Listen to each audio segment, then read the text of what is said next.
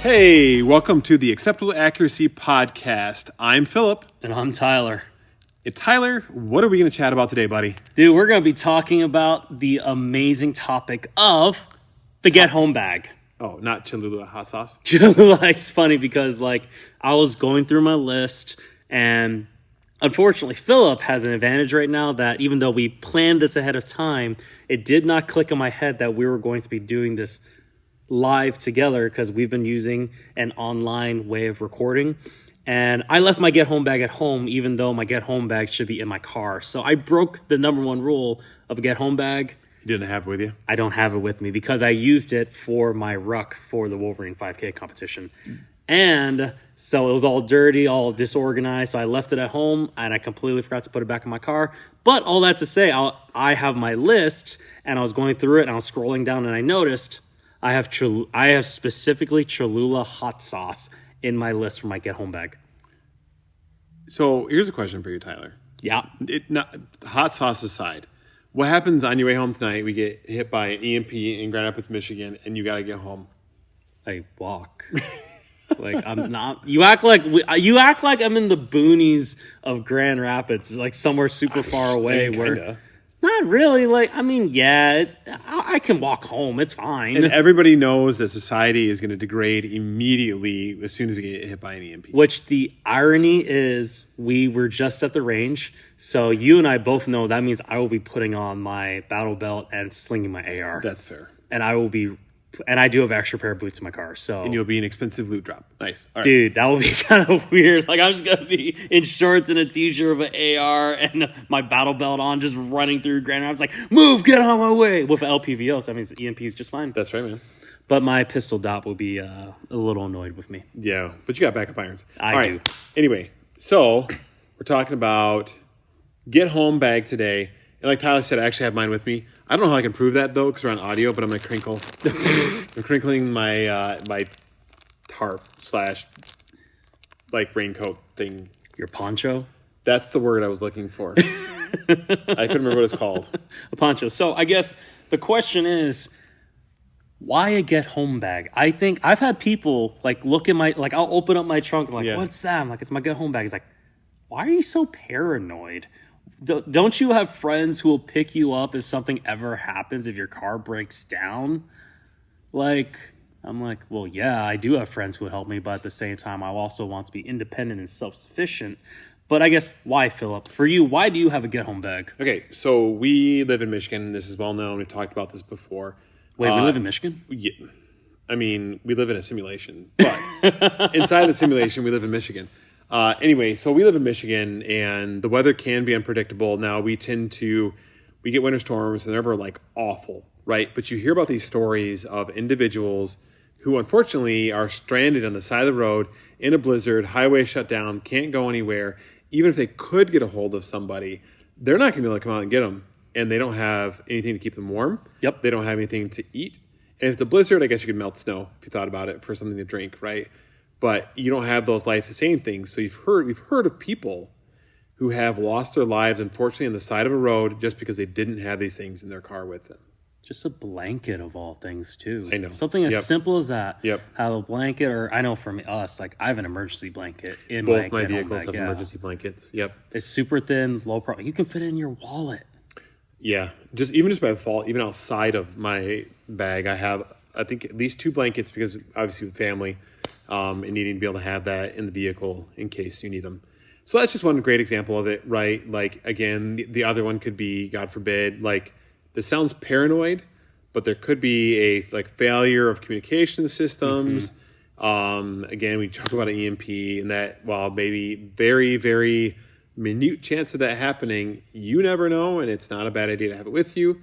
In addition, a lot of the items that we have, and we'll talk about medical, are items that you should have in your vehicle no matter what anyway. If you're listening to this podcast, chances are you probably shoot firearms. We are the Acceptable Accuracy Podcast, most of our episodes about firearms. I actually keep a separate set of medical equipment outside of my get home bag, but that's just an easy way to store medical equipment, medical things like tourniquet, chest seal, and then just boo-boo bag kind of stuff, right, too. Say boo-boo bag? Boo-boo bag. That's awesome. It's a technical term. Yeah, sure, whatever. Anyway, so there's a lot of good reasons. Those are my reasons. Tyler, why do you have a get home bag in your car? Because I saw a YouTube video that told me I needed to. There you go. Just, if you want Tyler to do anything, just subliminal YouTube videos. Just send me a YouTube video. I'm ready to go. Like, oh, okay. It's like, I'll do it. I need to go out and buy like 3 goats and a chicken. All right, exactly. Cool. Oh man, I feel like I know so many people who have done that. They let go the whole homestay. I know someone in our church. So our church, we have a small group called Suburban Homestead. Yeah, my wife's remember that. It's so cool. I've enjoyed it, but I'm just like, I would love to be a part of that, but I can't because of my prior responsibilities on Wednesdays. But I'm like, that's just so cool. Just stuff like that because, I mean, with everything going on, I just don't trust the government. I don't trust where we're at. I think there's definitely a line between paranoid and prepared. And self-reliance too, and though. Self-reliance. Yeah.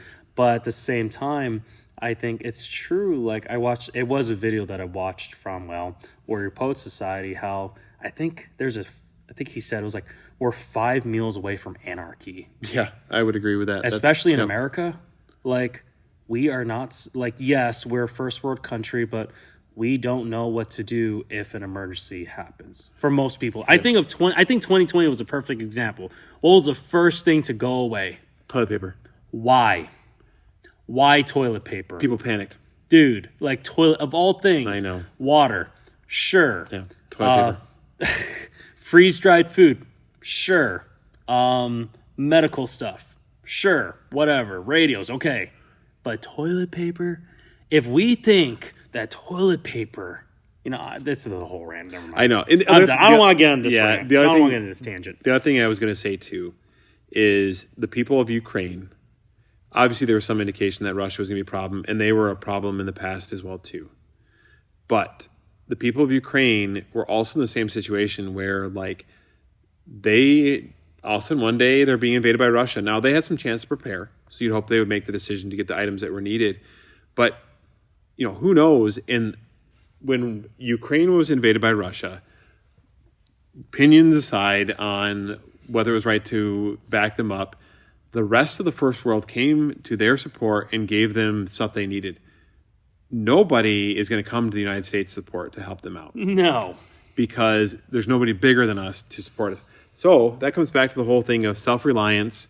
And as U.S. citizens, we should always be prepared for this stuff. Because I guarantee you, like, if you think about the people that were traveling out west back in the day, they had, all kinds of things that they needed to be able to survive. Yes.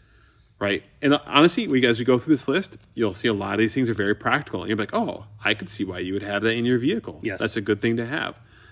So, I mean, I love even what you talked about, how here in America, if something happens, like, what do we don't know, and no one's going to come to our rescue. I don't know if you remember this, but this was probably a couple years ago in Texas in the winter. It was so cold, and there was a massive power outage basically across Texas. Yeah. There were people who passed away in their living room because it was too cold. Yeah. And actually, it was interesting because I watched a whole video series on that from an engineering YouTube channel. And again, it's on the internet, so whether or not it's true, who knows. Mm-hmm. But they had read an article or quoted somebody that the power grid in Texas had reached the point where it was 5 minutes away from failing. That's insane. And they already had issues as it was because they had already frozen over. So put that into consideration, into mind. Just having these basic things that you need on you at any given time to be able to provide for your family. And there's an investment here to be made. And there's some costs associated with it. But realistically, it's not that bad. And it's things that you can purchase over time. Oh, 100%. Anyway, we tend to...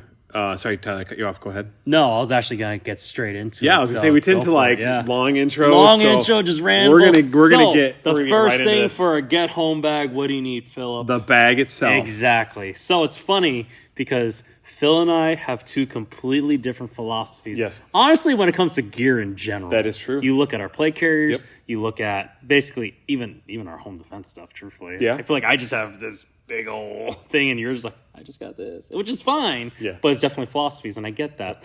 So I guess I can start off with my bag since you did the intro. Is for me, it is a MER large duffel backpack sports gym bag with shoe compartment. It's like a massive 60-liter. It's a 45-liter. Dude, that's huge. Backpack. It is. Like I said, I used it Yeah. as a part of my ruck for the Wolverine 5K, Yep. which was a mix of my plate carrier and this bag, and I needed 45 pounds. My bag by itself, without water, is already like 20 to 25 pounds. I'm trying to think of my backpacking backpack. I think you have more liters than my backpacking backpack has. I think yours is like 30, which and is, I think mine's 50. well, Or maybe my get 40 home bag itself. is a little smaller. My backpack, Yes, I think your 55, hiking I think bag. is what it is. Oh, so it's bigger than mine then, because maybe. mine's I don't- 45. Either way, it's about the same. Okay, anyway, I don't That's what I'm saying. Like, it's Yeah. about the same.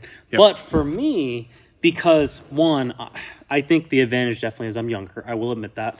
I'm younger, Mm-hmm. and that's where I kind of chose to go this route, because even with my philosophy when it comes to a lot of things, I really like to play the middle ground where things can kind of flex on each side. Because let's think about my everyday carry gun.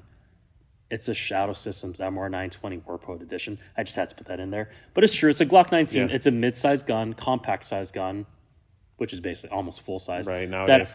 I know that I can flex both ways, whether I use it for my USPSA, for competitions like Wolverine 5K, and I can still carry it. Whereas with this backpack, I essentially have, yes, it's a get-home bag, but I can kind of flex it to a bug-out bag if I ever need to. And I think that's kind of why I went that route. Right. I think that's why I went this bigger route. Yeah, and you as an individual currently, that makes a lot more sense for you, because for me to be able to scale something like that from one individual up to a family of four, of like course. I can't flex a bag big enough to No, handle all that stuff. of course That would not. not crush my back.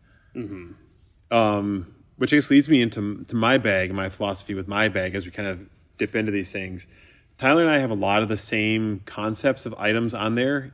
They're just different and at different scales. Yes. So for me, I was trying to do something that would fit into a very specific compartment in my vehicle so that it was never in the way, right? Mine's always in my way. So being the engineer that I am, I actually measured the space that I had, and then I went to my local sportsman store because I want to actually get hands on the equipment.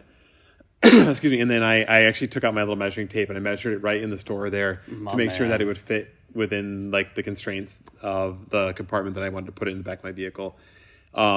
Anyway, so I actually have a field line tactical bag, which is basically like a generic like backpack that you can buy at any like sportsman store. This one is actually, it's unique in that it is long, but not necessarily very wide. And because of the space constraints I had to put it in. So I have this bag, and it does say tactical on the bag. It's in small text. It's in the stitching on it is in the same color as the bag itself. But I intentionally wanted to go with a bag that had the ability to attach Molly stuff on it. Because I actually have a small med kit on the bottom that is attached to it just to expand out on it. But I got it in blue. It's dark blue so that it would not stand out. So in the event of something happening, you never know what it's going to be. And if I got to get home, I don't want to have a multicam backpack on me that screams, hey, I have an expensive loot drop. Come take my stuff because I planned for it. And you didn't. No, not at all. But I also, this bag, even though it's smaller in size, it does provide a few things for myself who is in my 40s, where it has obviously the shoulder straps on it, but it has a chest strap and it actually has a waist strap as well, nice. too. I didn't know that. Okay. So that, and again, they're all in dark blue. I tend to wear a lot of dark blues and blacks, so it'll kind of blend in. And specifically designed to be able to be carried for a long distance if needed. So that is the bag I use. The other nice thing about this thing, too, is it does expand out backwards. So if I had to add stuff to it, I do have a little bit more space in it in the back as well, too. No, that's really awesome, dude. I mean, so yours is very low profile as well. It is. It's black, which is also, and it looks like a gym bag almost. That's exactly what it is. A gym bag. Yeah, that's a good point. That's how it's advertised as. It's a gym bag, and that's probably why I like it so much. That's probably why I was really drawn to it. It brings me back to like my high school days, bringing my duffel bag to school every day, man. And that's probably why I like it so much. So, but I mean, I like it. It works. I mean, I've taken out hiking or just walking around my neighborhood. And people are like, oh, you rucking or you backpacking? How heavy is that? I don't know, like 20 pounds, 25 pounds. Like, nice. Yeah. People don't bat an eye. It's just a big old black backpack. So, but yeah, all that to say. So backpack. So next, batteries and power or whatever. Yeah. We're just going off order, basically. Yep. For categories. So batteries and power. I think you and I have almost the exact same thing. Yeah. Some philosophy of use behind this too is you never know what you're going to get into. So there's a good chance that if there is an emergency, you got to get in your backpack, you got to go somewhere, you're stuck in your car for a long period of time due to a freeze or whatever it may be. Most people are going to have their phone on them. By default, they always have it with them. Yes. I am very much, quote unquote, guilty of doing this, but those have limited battery life. And if you're stuck, you could run your vehicle up to a certain point until it dies and it can charge your phone until it dies. But then what are you going to do? Exactly. So I have a spare set of cables for my phone brand, as well as a separate set of cables that can be used for other USB types as well. So I could charge other stuff just in case down the road I switch brand of phones, or down the road I got to charge something else that I want with me. But the cables only do you so much, right? Yes. You have to have a way of charging the devices. So one of the things I carry with me is this radio. There's gonna be a lot of slashes here in a second.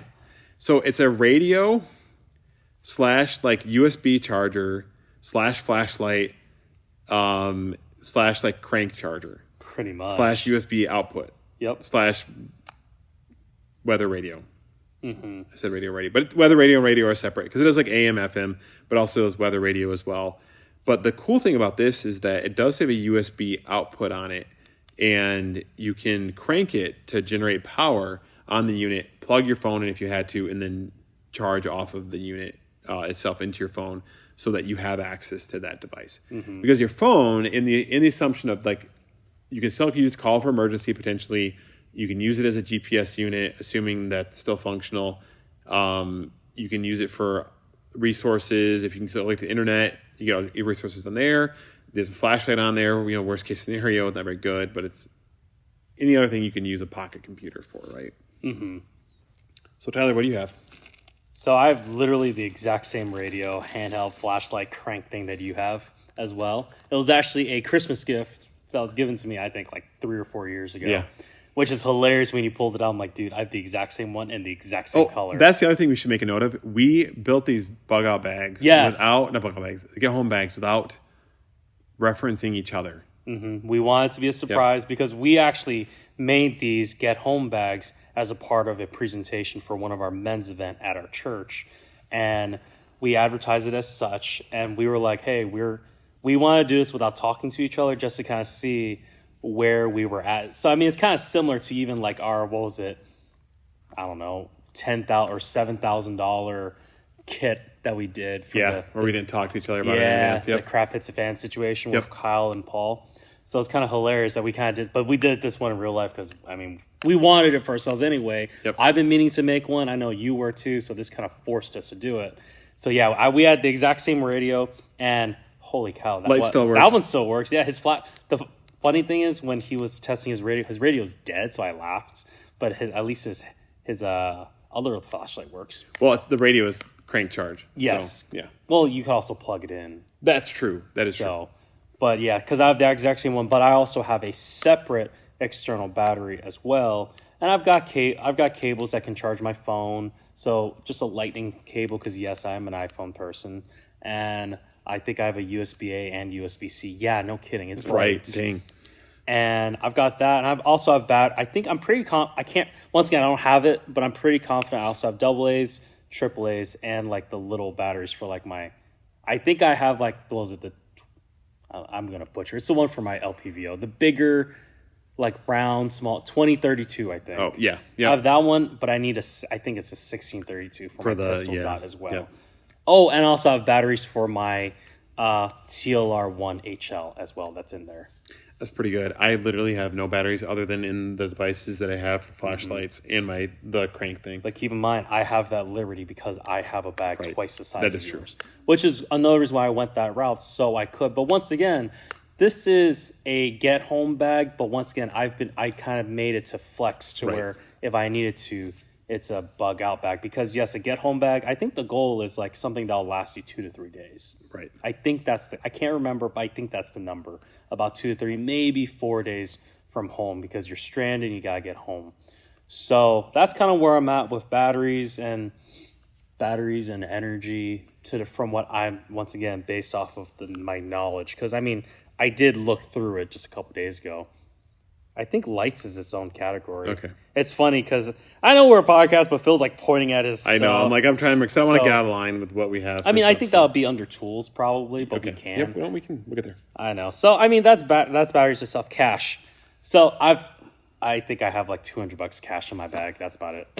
Yeah. So actually, I just gave a bunch of it away recently. I had like $70 in my wallet as well too. That's something I'm guilty of, not always carrying cash. I actually bought a new wallet. Yeah. I carry a very thin wallet. I get it. Yeah. And the one thing it did not have was a great spot for cash storage. Yeah. The other one was starting to fray a little bit on the edges and peel apart because it was like it's a Magpul wallet, one of the thin ones. Well, they have another version of it that actually has a little like almost like a coin purse thing in the middle. Yep. That you can put cash in. Oh, nice. And it Okay. seals nicely, so I actually have a spot to carry cash now. So for me personally, I try to always have $200 cash in my wallet, three or four whenever I travel, like leave the state, and then I think like I said, I either have $100 or $200 cash in my get home bag, and then another $100 inside my backpack. So, holy cow! It's a lot of money. You may not want to tell the rest of the world that you have that on. It's $500-$600. Yeah. Which I mean, that is, don't get me wrong, that's a lot of money, but at the same time, that was like over time, like just Right. here and there. I was like, oh yeah, I should do that. And I'm fairly consistent because once again, I don't really use cash ever. So that could be why, because sometimes people like to pay me in cash. It's true. I don't know who would have done that while watching their dogs. I know, right? But the reason behind that is having the cash on it, like on you, is so that you can always cash is king. Yes. In the event of like a power outage where it's like a blanket power outage. Exactly. In an area like what almost happened to Texas and what has happened in California. If you needed to purchase something, the likelihood of people taking cash for items when power is out is much higher than it would be obviously being able to use credit card, because credit card's worthless. Yeah. Useless. I took worthless and useless and put them together. That's hilarious. And got what did I say? Worthless? Or We're worthless. Worth. Worthless. Merriam-Webster dictionaries, please sponsor us. Yeah, no kidding. Yeah, anyway, so that's one of the reasons to have cash. Yeah, I like to have it because, like, yes, we live in an age where they want to go cashless. And, I mean, I use tap to pay. I use my phone all the time now. Yeah. My wife does exclusively. So much easier. And then I almost because I have a Garmin watch. I have a Garmin Instinct 2. I almost got the Solar just so I could put Garmin Pay on it. Oh, yeah. I was super close to it because it was nice having Apple Pay on my Apple Watch at one point. Right. But then I started looking into it. I don't know. I could be wrong, but the reviews were like, it's meh. It was good. It was okay, but it wasn't worth, I think, like an extra $100-$150 to upgrade it. So I was like, all right, whatever. It's already on your phone, which is in your pocket I all know. the time anyway. So. And I have my wallet, and I usually have cash somewhere with me. So, but that's cash. I guess we'll kind of move on from there. Extra clothing. Or any clothing at all. I went first last time, Tyler. What you got on your... So, you got like a whole outfit. I do. Some BDUs. No. So I usually have so in the winter, so in the summer, I take it out so this way I can lighten it. But in the winter, I usually have a pair of long johns. So thermals for both my upper body and lower body. I have an extra pair of wool socks. I always have a jacket in there, just a soft shell jacket, and an extra pair of cargo pants, stretchy cargo pants. Nice. Inside my bag. And then I also have an extra pair of shoes just in my trunk. Actually, I think I just leave it now, just a pair of boots. So this way I have that. I'm just ready to go. So Nice. that is the extra pair of clothing that I have. Oh, and also a beanie and a balaclava. I did decide to do that because I was out. So twice, one time I went to the lake. I went to Lake Michigan. Yeah. And it was so windy that my face was like being cut up. It felt like it was being cut up from all the sand that was hitting me in the face. And then I didn't like that. But I was like, okay, how often am I going to do this? But then it was like, I don't know, probably in the teens. One day in winter, I decided to do, I think, like a 5-mile just walk around just my neighborhood, the area. And it was so windy. It just cut right through me. So I was like, I need something to cover my face well. Yeah. So I got a balaclava, and it's great. So though, like, and gloves, and a pair of gloves. Yep. I have a pair of like mechanics work gloves, and also have a pair of just warm, like, once again, because I have a big bag, so I have the room for it. So I have 2 pairs of gloves in the bag as well. So work gloves and something to keep my hands warm. I have a pair of flip-flops and a set of whitey tighties. Nice. Next. No, I'm just kidding. No, All right, moving on. no. Again, a limited space makes things tough, right? Of course. So there's a few things I take into consideration, though. Is yes, it's very difficult to travel with a blanket covering you, but I think like worst case scenario, you could try to like fashion that into some kind of like jacket if you had to cut holes in it, whatever you had to do to keep warm. If you're gonna do what you got to do, if you got to be on the move, but that to take that into consideration, where I have other few items I deem as very important. So whenever you hear anybody from the military talking, and this is from like way back in the day to like now, people are always like, have a change of socks. Yes. Because if you're gonna be getting home, and it involves you leaving your vehicle for whatever reason it may be, you are going to be hoofing it on your feet a lot, and you're definitely going to want to be able to swap your socks out, just because if they get wet or if they get, anything really wet is probably the biggest thing to be concerned about. Yes. But keeping your feet fresh, right? It is one of the most miserable things you can do is walking with wet socks Yep. in your shoes. It's terrible. So that to be said, I have a set of wool socks. Wool is always recommended because it will still keep your feet warm even if they get wet. Yep. So I just have pulled a pair of Costco wool socks that I have that are a little bit older. They're still in really good shape, that I know that I've used in the past. Actually, I'm going to replace these socks at some point, because the last time I rocked with a pair of these on, these are actually in pretty good shape. But the ones I had were starting to get a little bit threadbare in the back. And I didn't realize it at the time. I just put them on because I wanted to wear an old pair of socks, just so I wouldn't ruin a new pair. Actually tore up the back of my feet. So I may end up swapping these out. These are still very soft, so I'm not overly worried about it. Okay. Anyway, and then I have a pair of mechanics gloves as well too, for warmth if needed. And then obviously you never know what you're going to get into, what you're going to have to handle. So a pair of the heavy mechanics gloves on there, and those tend to do really well. The palm on them is not going to protect you from everything, but it's going to do a pretty good job of some minor protection from whatever you may get into with your hands, as well as providing warmth. Yeah. In addition, And technically it's not clothing, but I know you and I both do this, or at least I know I do. I've got some hand warmers in there as well. Yeah, actually, Technically not clothing, but I had hand that's warmers what I'm, in there. that's what I'm looking at your things. Like, where are Well, your they hand may be in warmers my at? medical kit, because I didn't want to take that part, because that is that makes is sense. very specifically packed in there. Yeah. Which is probably not great, because if I open up, it's all going to fall out. Yeah. But the other thing I do too is to keep warm. And one thing that is keeping your body heat in. Yes. So I have a poncho. Yep. That can double, specifically designed to as like shelter.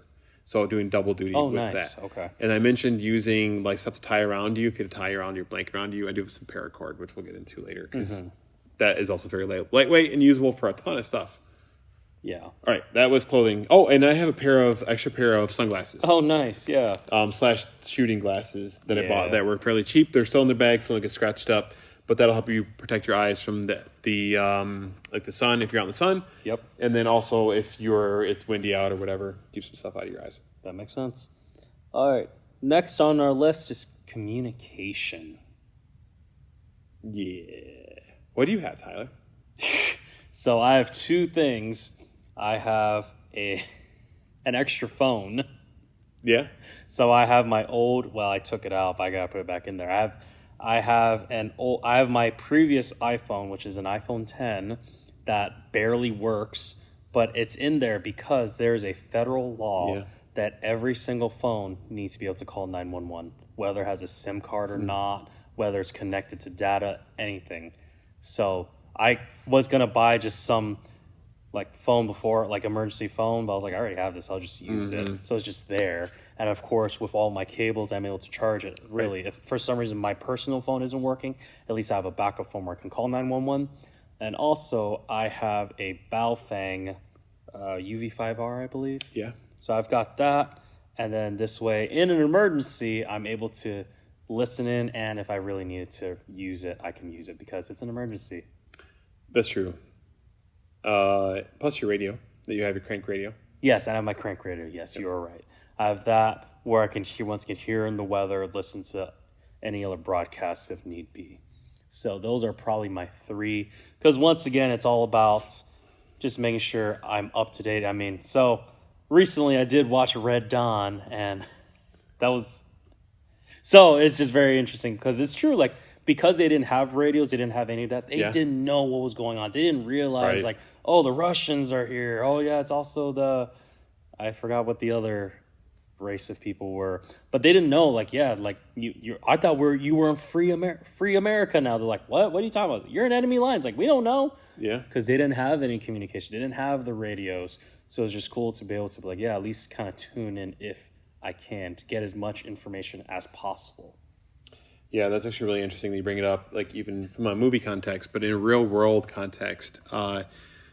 During World War II, there were radio broadcasts from both sides that were broadcasting directly into the territory of their enemy information, so that if you were behind enemy lines, you could get rough information of what was going on versus like propaganda that you get from a specific. Yeah. And it's hard to stop those waves. Now you can try to broadcast over, if you can get a bigger signal, you can broadcast over those waves and potentially disrupt that. But and I was recently watching something along radio stations in the UK during like the time of the Beatles, where the radio stations like BBC would only play like an hour worth of Beatles a day, so they had all these pirate radio stations. Really? So you know somebody's gonna set up a pirate radio station, so the ability to listen in. But my communications are actually a little more limited. I actually thought about putting a Baofeng in my bag. My only concern with that is that when that battery dies, there's not really a great way to charge it because there's not a direct USB charge on that unit itself. Nope. So I have thought about like what can I do to get a chargeable ham radio into my bag as well. I haven't dug much deeper into it. My other thought is I have the crank radio. I get AM, FM, as well as You don't just have like a generator inside your get-home bag? As well as the NOAA radio stations, weather radio stations. Yeah. So who am I going to really talk to necessarily? I guess if you need to get a hold of somebody, I can't do that. Like I can't do two-way radio communication. Yeah. But do have my cell phone on me for my other communication. But and a mirror. I have a mirror. You can use to reflect the sun. Yeah, I mean, technically, yeah sure. That works. That's one way to communicate. Smoke signals. There we go.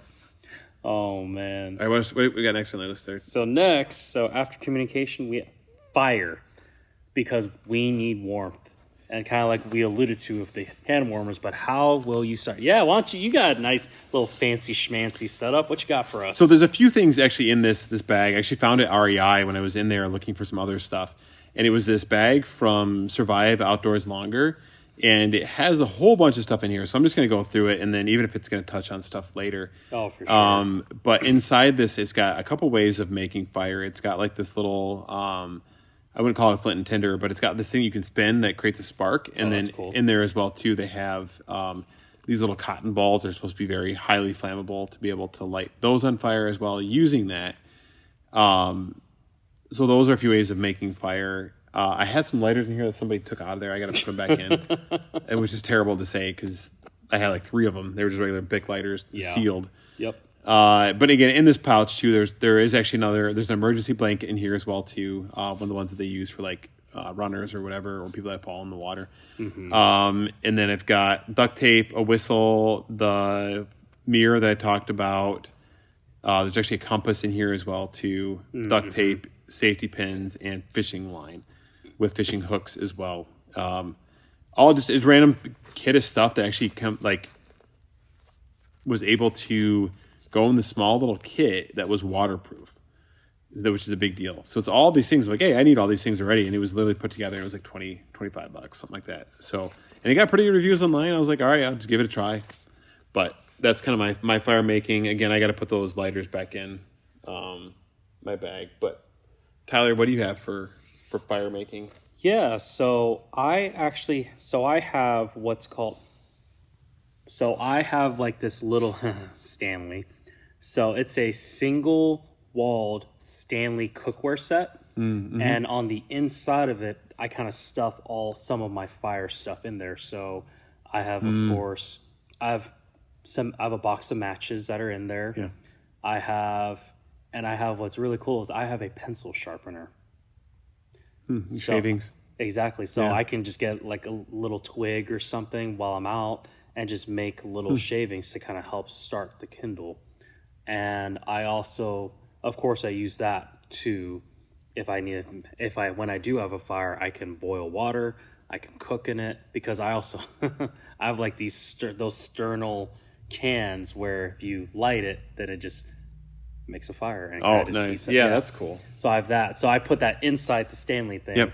And I have a little, it's like a little metal stove thing. I don't know if you remember it. It's funny. I closed my list and where'd my list go? That's funny. So, what's it? Let me see. Well, it's interesting because, like, for me, fire obviously being very important. It's one of those things that I want to cook. that I'm going to use, but I have zero plans cooking. We'll get into it when we talk about food with my food plans.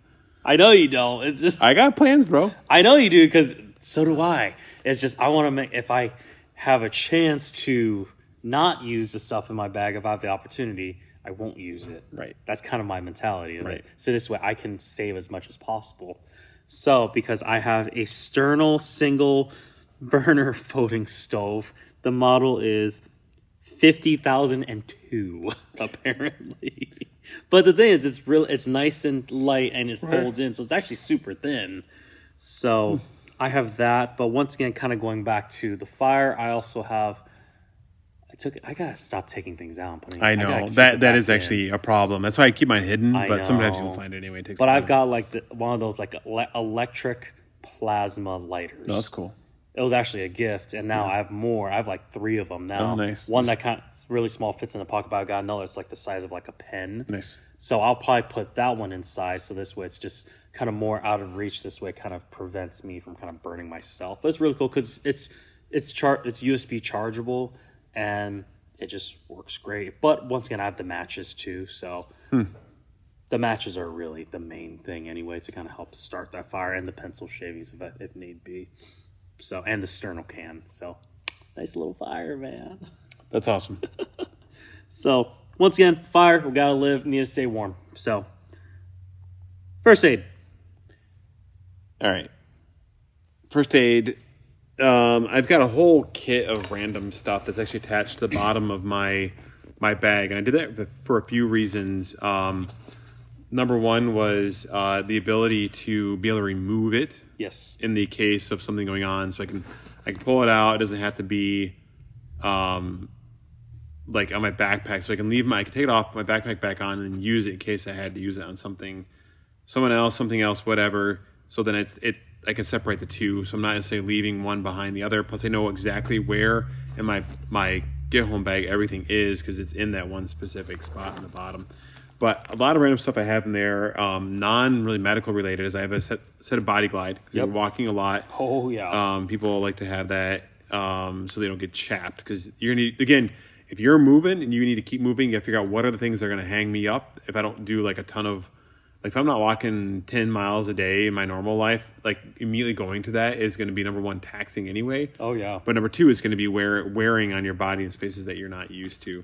But I also have sunscreen as well in a bag that's within a bottle. It's in a bag so it doesn't explode. Really smart. So again, if you're out in the sun, I have from a medical. I also have a bottle of ibuprofen. Figuring you can deal with any pain, and I actually you can kind of hear it, but actually put cotton balls in there so it wouldn't be loud and shake Really all over the smart. place. That way you still have access to it, but it's not making a bunch of noise. And I wrote the date on it too. Ibuprofen doesn't really significantly go bad. It just is less effective. Yeah. So I put a date on it. I don't know what the math is exactly on it, but if you take a few, and then if you still have pain, take some more. So I have that, and then I have a trauma kit that I actually got from a LA police gear like trauma kit bag that I got, and I was like, oh, I'll put that in there, specifically in this bag for usage.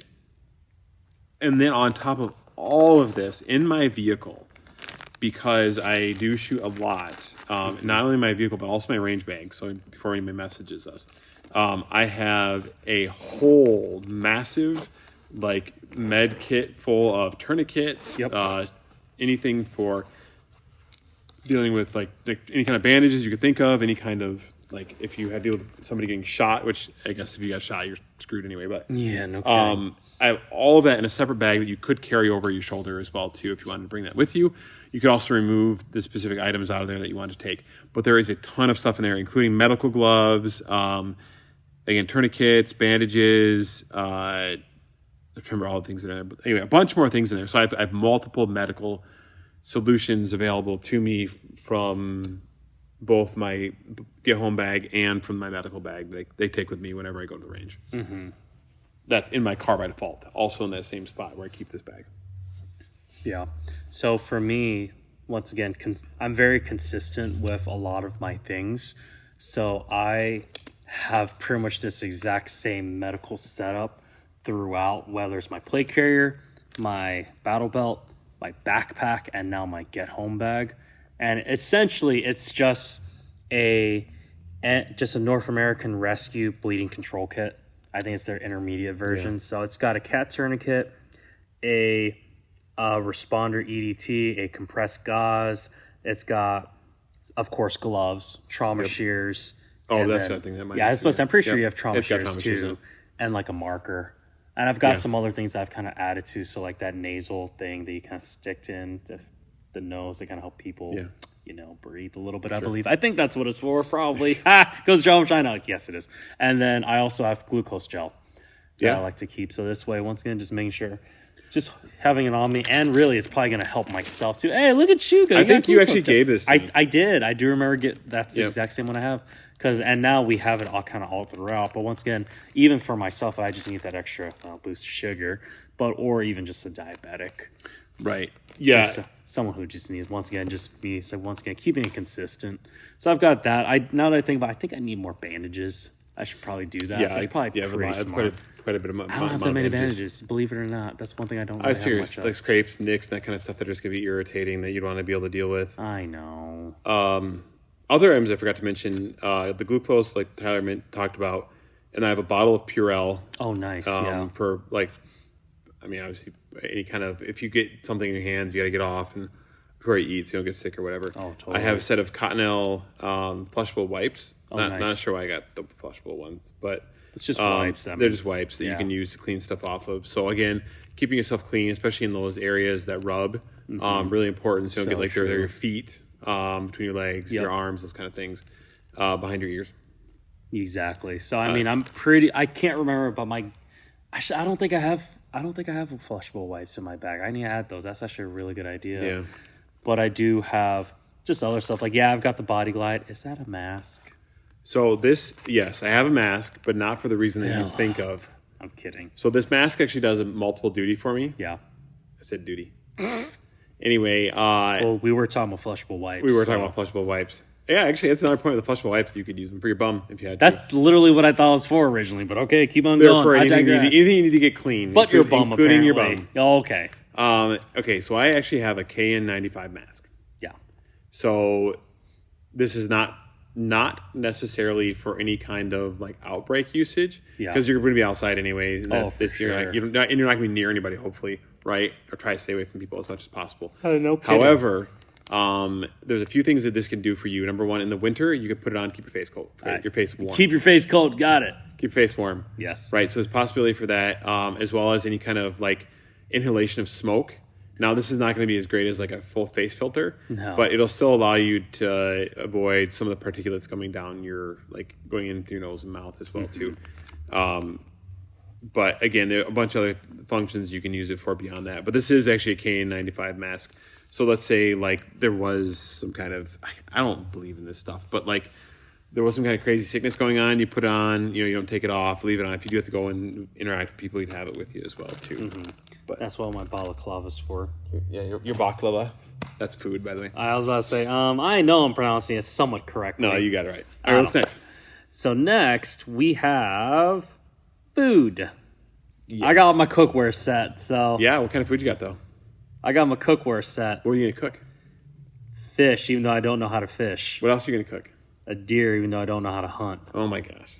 I'm kidding, but yes. So, of course, I have the glucose packets, but I do have some just freeze dried food or like emergency food that I've gotten from the store. So I've got like the Mountain House freeze dried food. So I've got like, I can't remember what I have, but according to my list, I have the Alfredo with chicken, I have granola with milk and blueberries, and I have the chicken fried rice. And of course, like I said, I actually have some salt packets. That's actually a great I idea. put salt packets Yeah. in them, and that's also why I put Yeah, the Cholula hot sauce. retain the water, yeah. Retain the water, Yeah. and of course for the sake of flavor as well. Right. That's why I have the hot sauce and the salt packets. So, and it's funny because I see what you have. I had that, Yeah. but it was just too big and bulky, which is hilarious. Because I have the small bag. Yes. But there's a reason I have these. Yeah, so go for it. You got anything else? I think that's it. Do you have, I any, mean, do you have any snacks in there in your snack pack? no, I do not. Believe it or Okay. not. Embarrassing. I can't. Once again, I just chose to have a few things that'll kind of just last me for probably a day, and then if I really need, and that's probably why I'm like, okay, if I really, really needed to, I could use this to kind of at least help me out.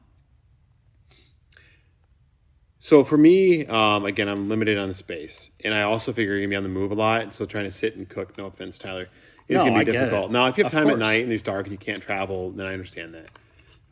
But I found these things online. They're called ER bars. Yep. So emergency ration food provision, and what they are is they are probably they probably taste like cardboard. I've not actually had one of these before, but there's a 3-day food supply, and I have 2 of them. So I have 6 days worth of like 3,600 calories. That's crazy. So the whole thing is 2,600, I should say. It is very condensed. They are probably like, what would you say this is, Tyler? Maybe like 6 inches, not even 6 inches by 6 inches. I was about to say by about 6 by like 6, by yeah. like an inch and a half, maybe an inch deep, I'd say 2 inches, honestly. maybe 2 inches deep. Yeah. Anyway, That's they massive. are vacuum sealed in these like they're resealable bags, but they're vacuum sealed in there. There's a few things that these do. So Dude, how's it only $10? you have to consider the fact that you just need calories to get you moving, right? So there's a bunch of calories to get you moving.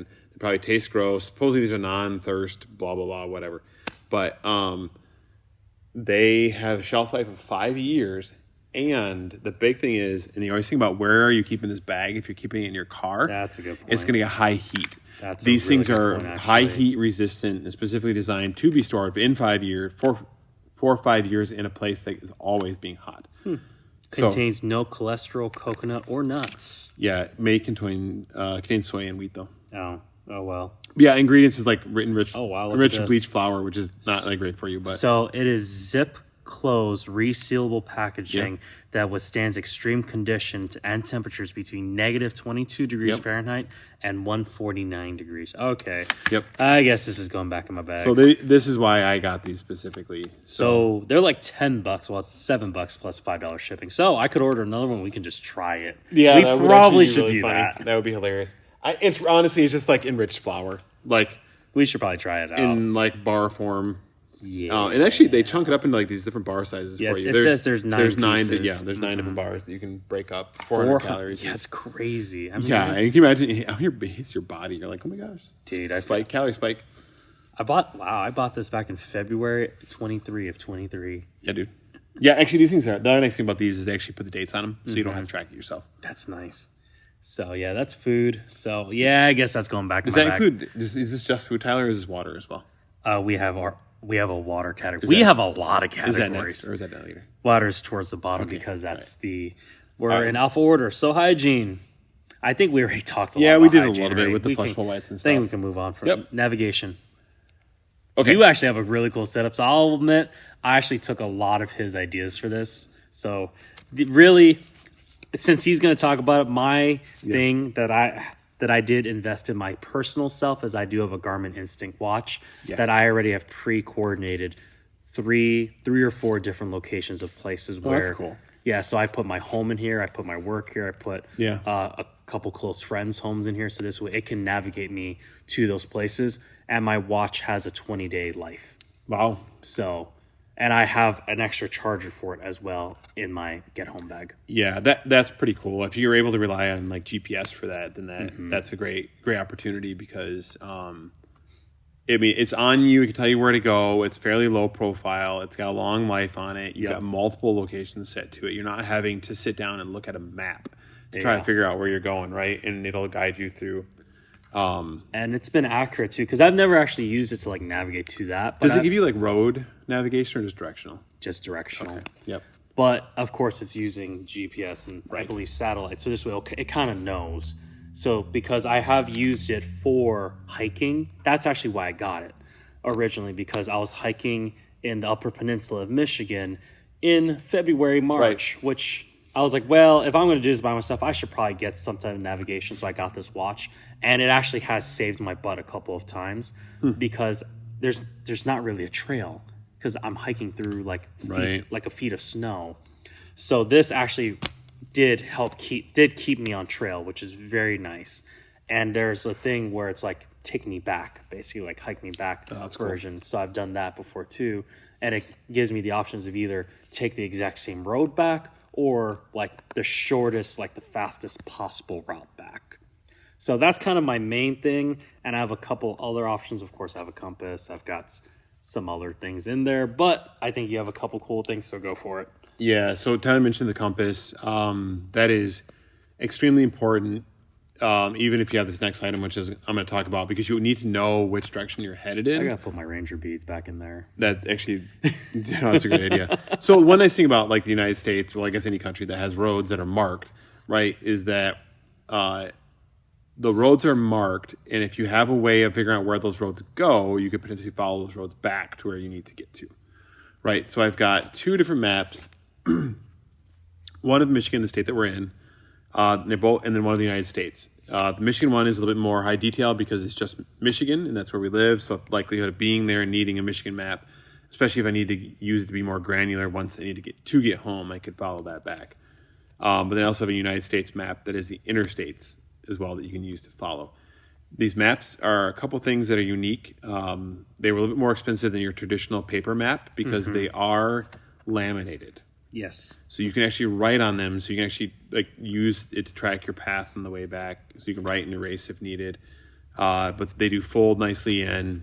And then along with your compass, obviously, like I said, as long as you have your compass, you figure out what direction the road is heading, head in that direction, and you'll be able to follow the roads back and get back home if needed.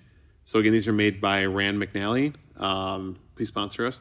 And I highly recommend them. They're a little bit more pricey than a regular map, and if you can't afford them, just get a regular map or a couple of sets of regular maps. But I figure if you get rained on while you're using them, these are still going to be protected, or from tear and that kind of stuff as well. So compass and maps, plus cell phone, of course. And I think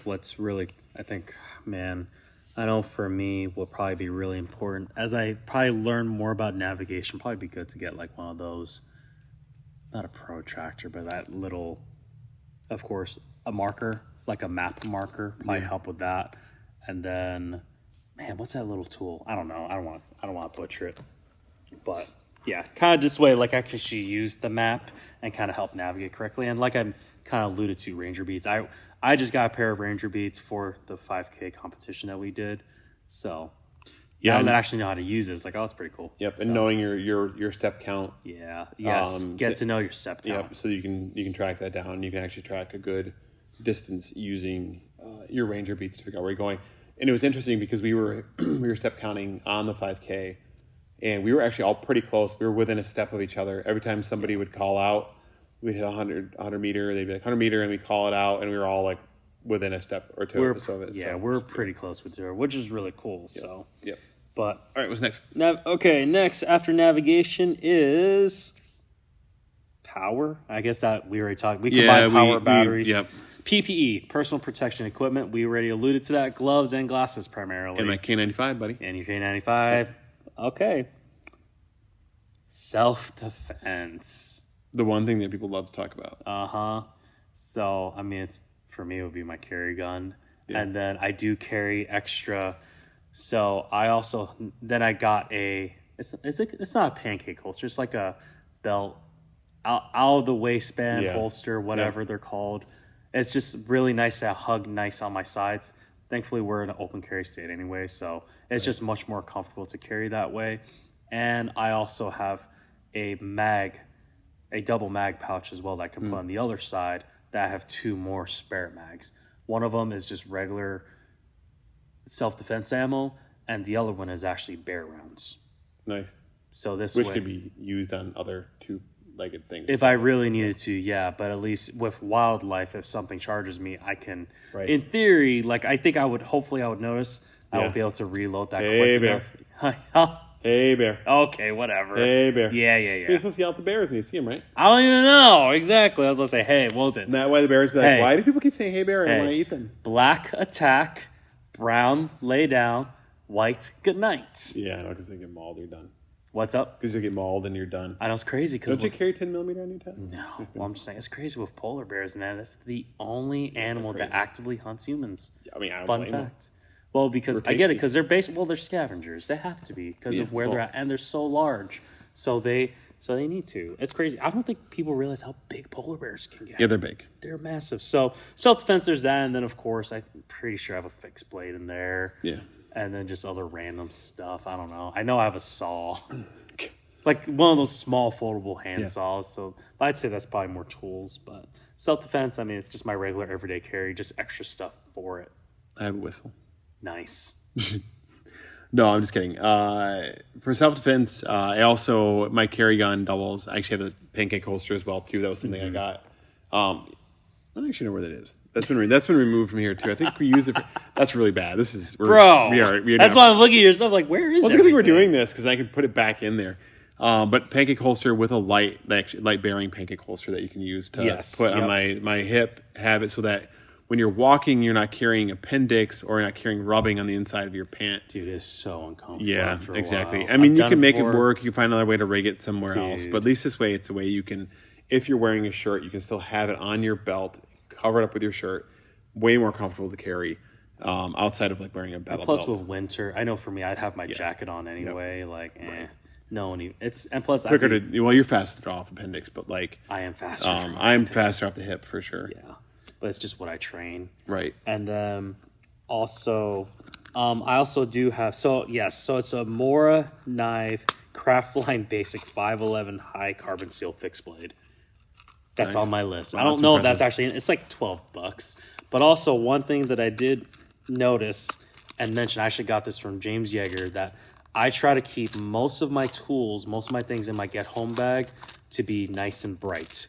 Whether it's like orange or neon or something, so this way I can easily see it, I can easily grab it. Right. So it's easy to grab. I want my bag itself to be black and low profile. But the items inside of it. Exactly. Yeah. The items be very high vis, whether it's the whistle or the knife or whatever. I can easily see it, I can easily grab it, so I don't have to like shuffle around through the whole thing to try to figure it out.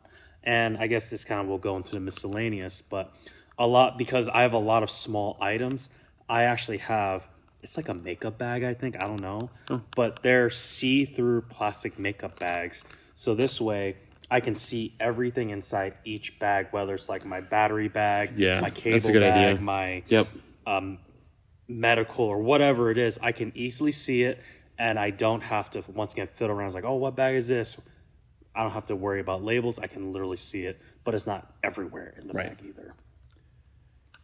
So what else? Do you have anything else for self-defense? So for self-defense, just a note on that. Unfortunately, Michigan changed their laws recently. I've got kids, so I can't leave any kind of firearm or anything inside of my bag or magazines even, which is just a big... Wait, even mags too? Well, they're not supposed to be able to access them. They're all supposed to be separate and locked separately and blah, blah. Okay. But, so I have to...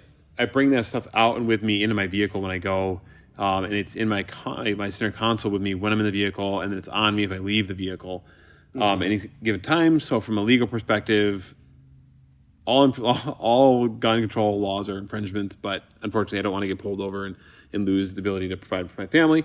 So all that stuff to say is all separate, brought with me as needed when I go anywhere. For sure.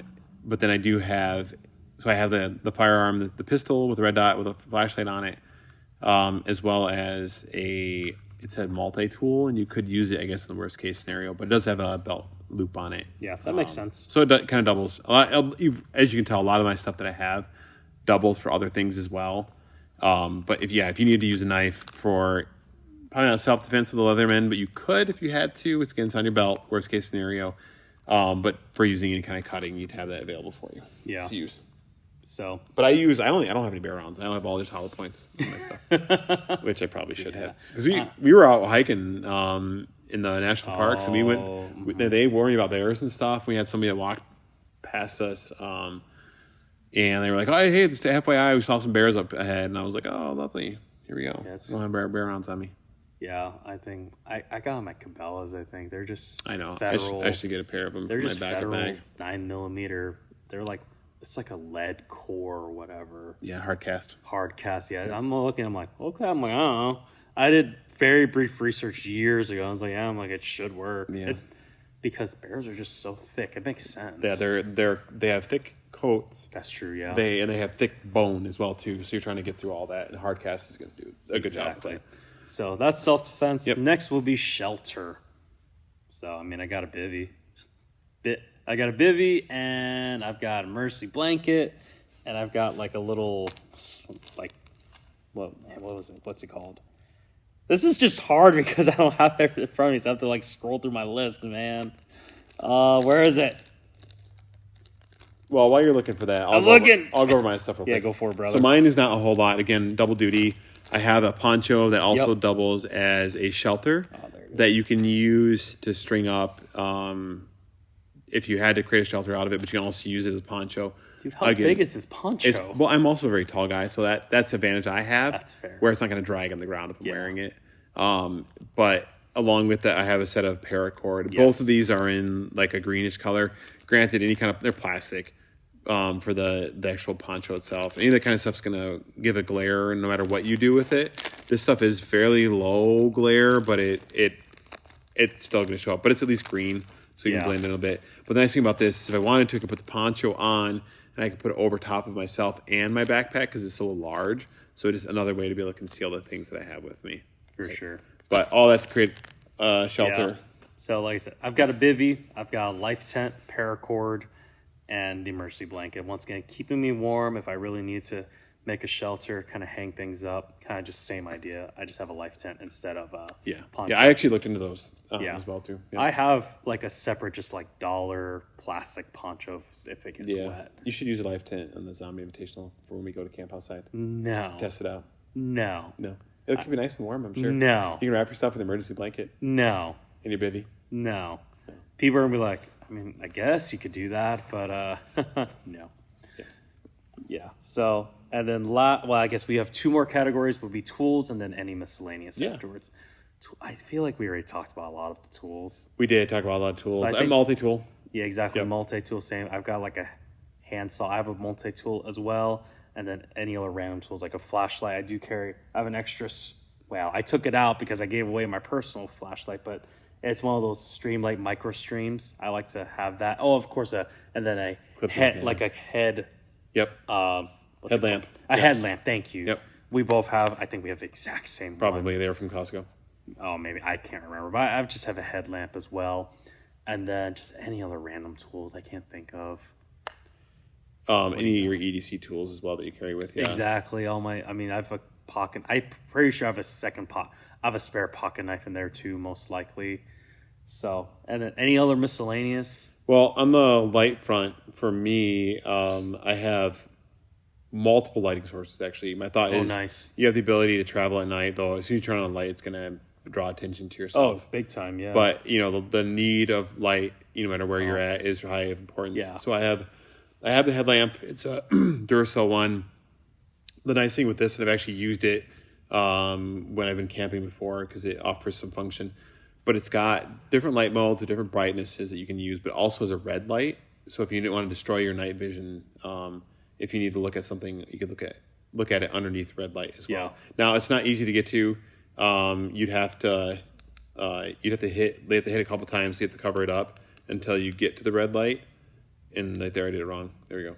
And then you can use that to not destroy your night light or draw as much attention if you needed a little bit smaller radius for a lamp. That makes sense. So I've got that, and then I've got this flashlight. I have no idea where I picked it up from. It is aluminum made. It is an Energizer flashlight, and it works pretty well. The battery's been in here for a bit, and it's held its charge just fine. That's cool. It's got a clip as well. You can reverse the clip, so if you want to put it on your hat, you can do that for a head. Cap light. Yeah, we have the headlamp anyway, but you could use it as that. I have a random Kim light. I honestly have no idea why I have this in there.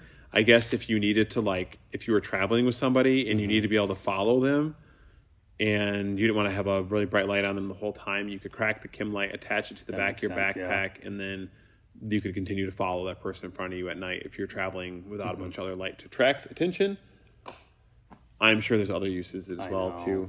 I feel like, now that I think about it, I think I need to put it like a extra hat in my car. That's actually not a bad idea, especially if you're planning on using to put a cap light on it. Exactly. Cap light, and of course, your head. It just protects my head. It's just good to have a hat, especially on a regular day, sure. But what if I'm walking that much? This way it keeps my hair out of my face, any sweat, or even something. Now that I think about it, I've been thinking about that recently. Says, man, I should put an extra hat in my car. Yep. Maybe not necessarily in my get home bag, but once Just I use it, car. if it's right there, I'll just grab it and put it on. Yeah, no, I agree with that. That's not a bad idea. Mm-hmm. We didn't touch on water at all. I was literally about to say I forgot water. Let's talk water and we'll finish up on next. miscellaneous. Because you actually have a really cool item that you hooked us up both with. Yeah. That we can talk about in a second. So go ahead and talk about water, and then I'll get your water, and I'll talk about my water. Yeah, I mean, I have two main things for water. So it's a Life straw water bottle.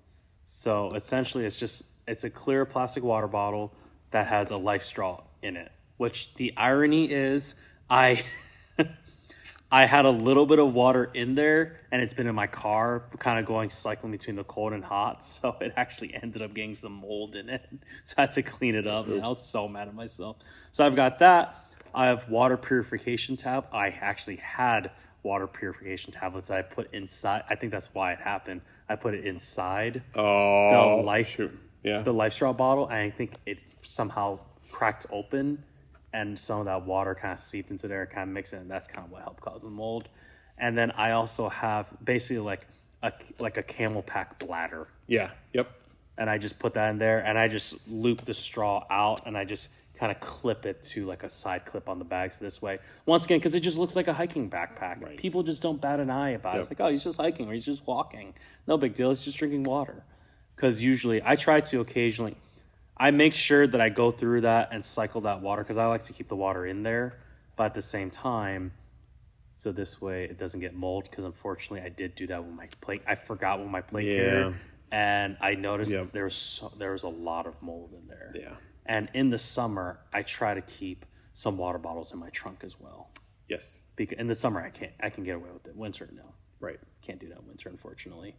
So, what about you, Phil? Once again, because water's important. That's life. Yeah, I just go, Phil. What you got for water? Water is what people say.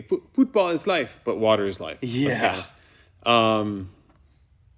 So this is actually one of the bigger investments that I made with my specific setup, because again, water is life. You can obviously need food to power you, but you can survive on water a lot longer, and it is required. Yes. So we do the same thing that Tyler does. We keep water in our car, actually year round, even in the winter. We keep water in the back. Nice. We've not had issues with it yet. Knock on wood. The water bottles with are fairly flexible, so they do freeze. They don't tend to pop as much as easy. We go through it enough where it's really not an issue. And the car is usually never too cold where it's a problem. But we do keep fresh water in the vehicle, which is probably your best bet. And then you could dump that into the bladder. Which I also even have a bladder. Your water bottle too. Yeah, or your water bottle. But I also have a bladder in my backpack that holds up to 3 liter. Oh, nice. Pretty low profile in the back. Same thing with the straw that sits in the front. I don't use any of these items at all ever because I'm also afraid of like mold and whatnot. So these are all items that are there and available for use, but are unused. I even have the straw still sealed on my bladder. I noticed that. I'm like, dude, it's been like a year. Intentionally done so that which is smart. I get it. So nothing can work its way in there. But my water filtration device that I use, and I'll kind of walk through the function idea on this, it's a Grail. It's spelled Grayl, and it's called an Ultra Press. So what it is actually a water bottle that has a press built into it. So what you do is you actually fill up, there's two bottles. There's actually an inner and an outer bottle. Okay. So what you do is you actually fill up the outer bottle, so you can use it to scoop up whatever water you have. So if you found like a river or a pond or whatever, obviously try to avoid scuzzy water. But you fill it up to a line that's actually etched into the plastic bottle itself. They actually just came out with a titanium version of this as well, that's cool, too. Yeah. So if you want something that maybe stand up a little better to really high heat, though this plastic is pretty good. It's legit plastic. You fill it up to the line on the bottle itself, and then with the outer bottle out of it, and then you take the inner bottle and you actually then, which has a filter on the bottom, and you actually push it down into the water, and then the water filters by you putting pressure into that. The water actually filters up through the filter on the bottom of the other inner bottle into the inner bottle itself.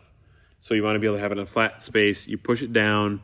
I'm actually doing it here. Well, you can't see it, but yeah, you actually push it down, and that forces the water to go through the filter into the inner bottle, which then has a open top on the inner bottle that you can drink from. Dude, now you don't have to struggle with trying to suck through a life straw. Yes. As I'm watching, I'm like, dude, that's genius. I know, which is why this is so cool. These were like $90. I think I got on sale for $80.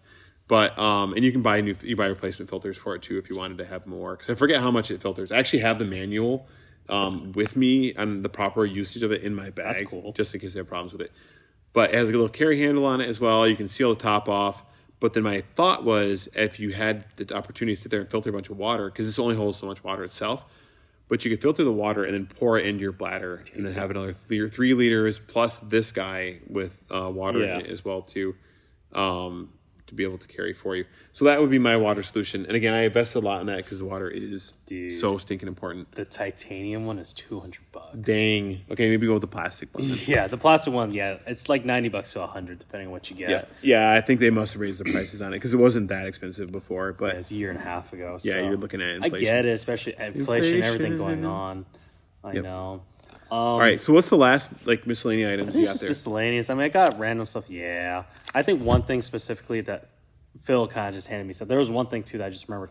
I got yak tracks inside my get home bag. Yeah, I don't have those. Once again, because I went to the UP and I was like, I was stepping on ice. Yeah. I was stepping on snow. I was like, I need something to kind of help give me traction if I am in a situation, because that's most likely when I would need it. In the snow, in the ice when it's cold. So I'm going to need something to give me traction. So for those who don't know, yak tracks are these metal spikes that you can put on the bottom, put over your shoes, essentially. So it helps you walk on top of ice. So it's not slippery. And they're pretty small and low profile. So I got that. And one thing that I did find are these tiny little, they're called tiny survival guides from Ultimate Survival Tips. And it's got literally a little pocket-sized instructions that talk about what to do with disasters, wilderness, self-defense, emergencies, urban stuff, terrorism, etc. And it looks like it's got navigation stuff. It has pictures.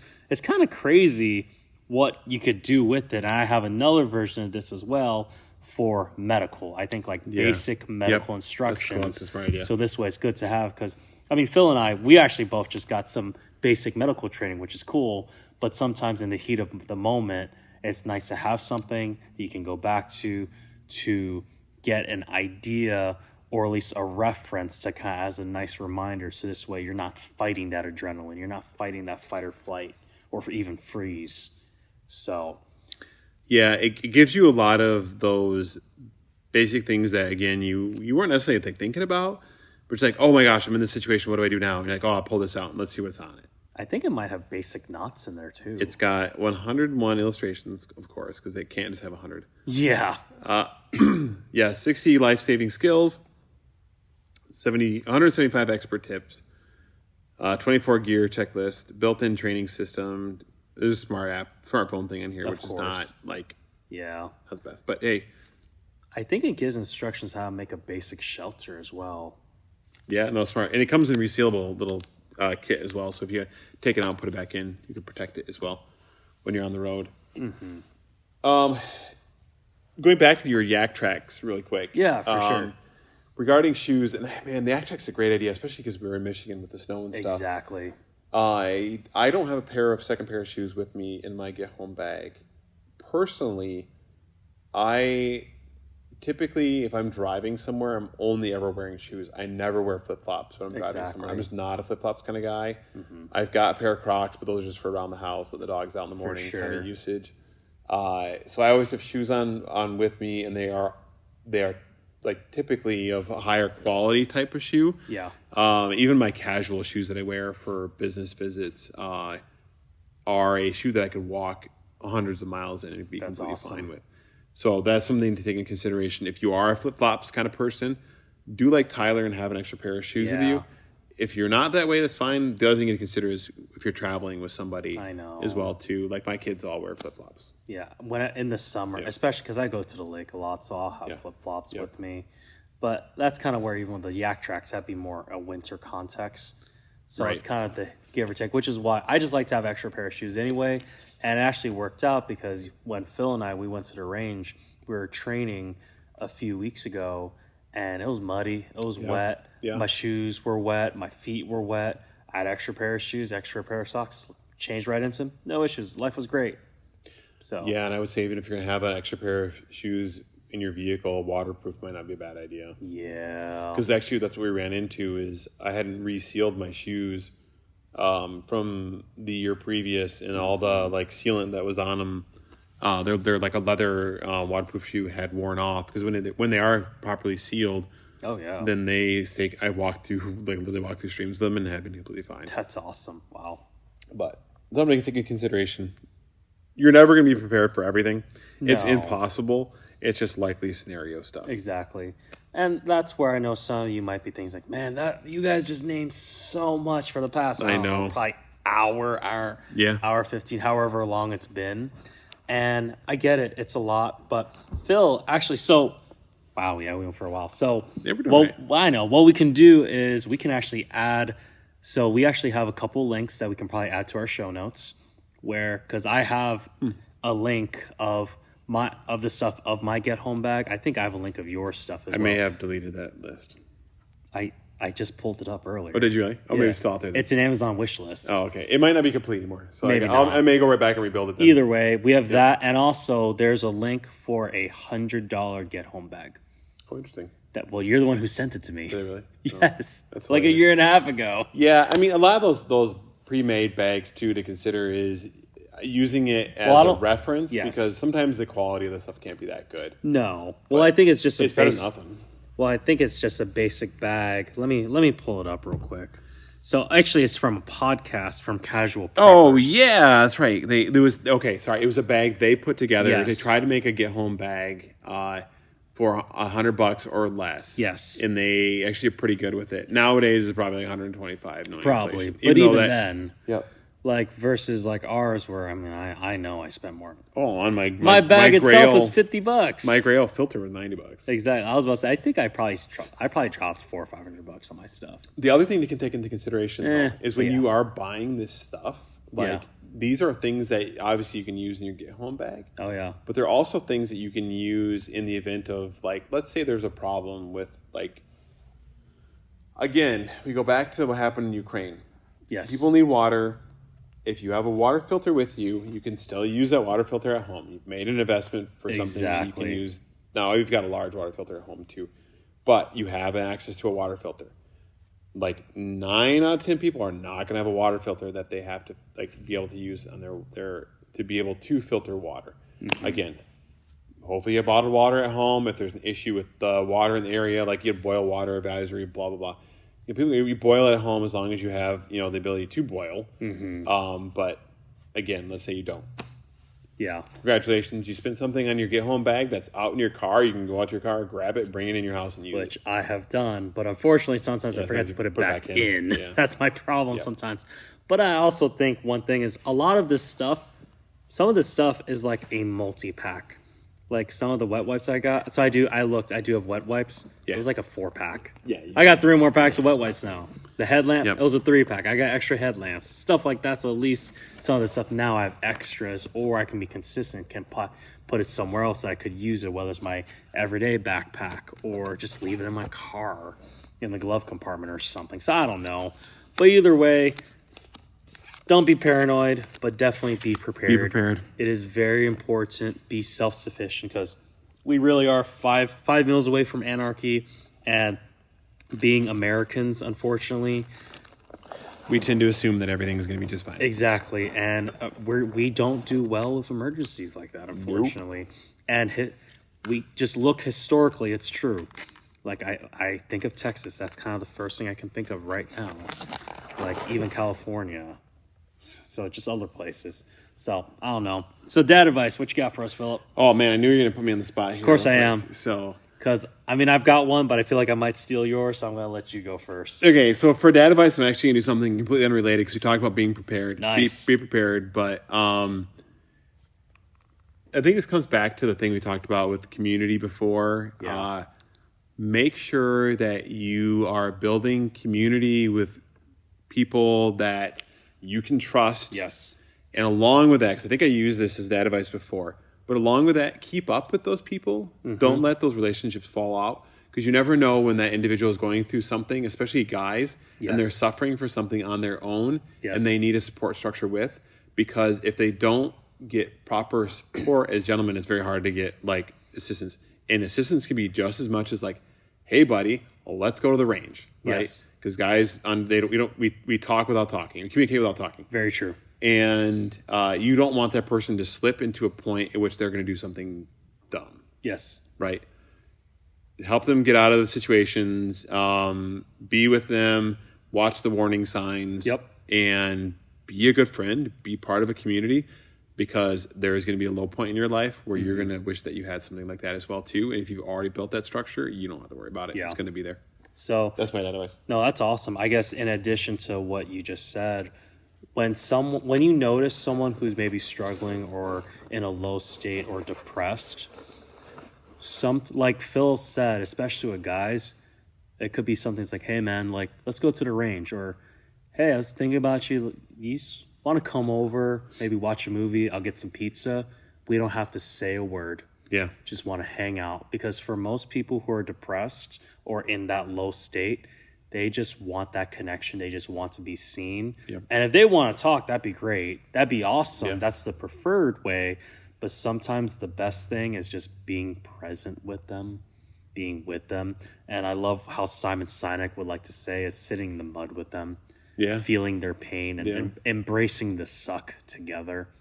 I think that's why I look at the military. One thing that they do very well is they do create a band of brothers. Yes. They create an amazing community. Yep. And that's why so many veterans struggle once they get out, because they lose that brotherhood. They lose that community, and they lose their identity, and they don't know what to do. Yeah.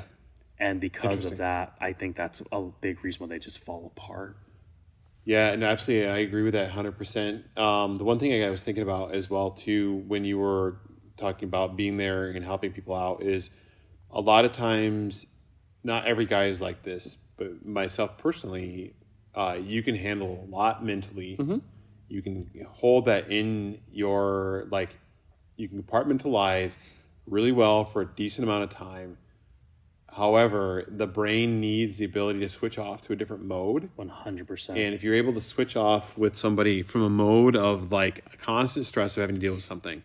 Like I think of when, for those of us who know, my wife went through cancer and having to have surgery with that. And it was my job as the man of the household to be there for her. Yes. As well as her family. Her family is very much there for her as well too, but to be strong. So when I saw her come out of surgery, she had thyroid cancer, so thyroid moved, and I've never seen her that much of a wreck before. but you just don't say anything. You're like, hey, I'm here for you. Let's do this. We'll get through it together. But guys need the ability to step away and to unplug from a short period of time, and basically to reduce that stress bucket down 100%. So that they can be filled back up again. Yes. So for me, it was going out, and I think I shot 7 weeks in a row. I went out and left the household, which people are like, oh my gosh, you left your wife to go shooting. Yes, my wife understood. We talked about it prior to surgery. I was like, I will be here for you for 99% of the time. This 1% of the time this week, maybe a little more than that. I'm going to be out shooting with the buddies. Of course. And while I'm gone, I'm going to find somebody to be here with you. That's awesome. And that's what we did. And it worked out fantastic. We got through it together. And that's just strength of a relationship. That's awesome. A married relationship is when you have the ability to do that. That's so awesome. Yeah. Oh, that's so cool. That advice, Tyler? Trust your gut. Yes. That's actually great. I think I see why you were. That's kind of why I was like, I didn't know for sure you were going to take it, because that was something that Phil and I have been talking about a lot the past couple of days. Yeah. And this is something that I stress with all our guys like that we know, our safety team, our other buddies, that trust your gut. That for us, whether you are a believer in Christ or not, I am of the belief, conviction that we are created in God's image. And for those who don't believe that we have a mind, we have an intellect that's very different than every other animals in the animal kingdom. Yeah. And which is awesome. That's the reason why we are top of the food chain. There's a reason for that. We have dominion over the world, over all of the animals, and it's because of our mind. It's because of our soul, and which is an amazing thing. The only problem is we ignore our gut a lot of the times. To our detriment. Exactly, to our detriment, because our gut is what keeps us alive. It's what has kept us alive this whole time. So we need to actually listen to it, because it is a part of our subconscious and unconscious mind that is making sure that we are doing well. And a lot of times we tend to ignore our gut. And that can get us into a lot of trouble, because now we're like, our gut says one thing, but then our brain is like trying to overthink it or change it or try to veer us away. It's like, no, my gut there's a reason for it. Like, maybe it could be wrong, but that's where we need to at least investigate it for a little bit. Try to figure out, like, okay, why is my body telling me this right now? Why do I have this queasy feeling? Or why do I have this anxious butterfly feeling? There's a reason for it. Am I at peace, or am I in trouble right now? And if you are a healthy individual, trust your gut. Absolutely. It is there for a reason. We need to trust it more, especially as protectors, especially as men. Yep. That's why we do the get home back. That's why we do acceptable accuracy, to be better protectors, to be better men, to be stronger men, to be good men. So. Yeah, absolutely. No, I agree with that 100%. And there are times where I've not trusted my gut, and I've gotten burned as a result of it. No kidding. And I look back at it, I'm like, dude, all the red flags, not red flag laws. Yeah. All the mental red flags. Yes. Popped up, and you're like, okay, something does not feel right. And I think a lot of it is, there's obviously the gut, trusting the gut, but this is also something that I think people could associate with wisdom as well too. As you get older, you go through all those experiences, and you start developing a mindset around the way that people act and the way that people do things, and you can then follow those characteristics, those actions, to a logical conclusion down the road. And you're not always right, because sometimes people are surprised. Maybe there's something else going on.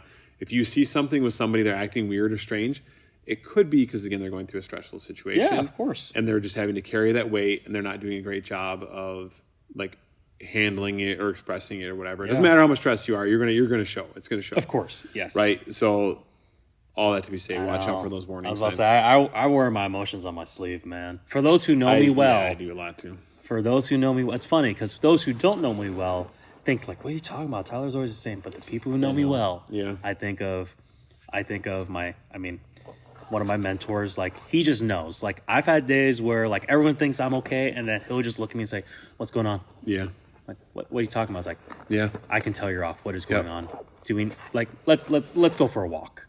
And I'm like, yeah, it's going on. I was like, man, how'd you know? I was like, because you wear your emotions on your sleeve, man. I can see it. It's obvious. I'm like, yeah, you're right. This is what's going on. So it's just cool, like kind of going back to what Philip was talking about with that community is like surrounding yourself with the people. Yeah. They just know. And how like going back to my dad advice, your body just knows. It's crazy. Like, I don't know. I think it was a study, if not, I read about this, how like if you're around unsafe people for a prolonged amount of time, your body will start breaking out. Interesting. Yeah, you'll start breaking out or you start getting bloated. Like your body is literally giving you warning signs. Interesting. Because it's telling you are in an unsafe situation. It's weird. It's so fast. That's how smart our bodies are. Instinct, man. Exactly. It's our instincts because now it's on overdrive. It's trying to figure. It's telling you, it's like, you are in danger. Yep. So it's crazy. So yeah, listen to your gut. So, fun fact. And then provide your gut some deliciousness by having Cholula hot sauce. Yeah, exactly. Cholula, sponsor us. Please. But sweet. Well, thank you again for listening. Remember to like, follow, subscribe, comment, click our links below. If we forgot something in our bug out bag, our get home bag, that you think that you should add, send us a message on Instagram. But yeah, leave us a review, and we'll read the reviews. If you leave us one, we'll be funny. We'll try to butcher your name. Yeah, exactly. Well, thank you so much, everyone. Have a great night, and we will see you next week. See ya.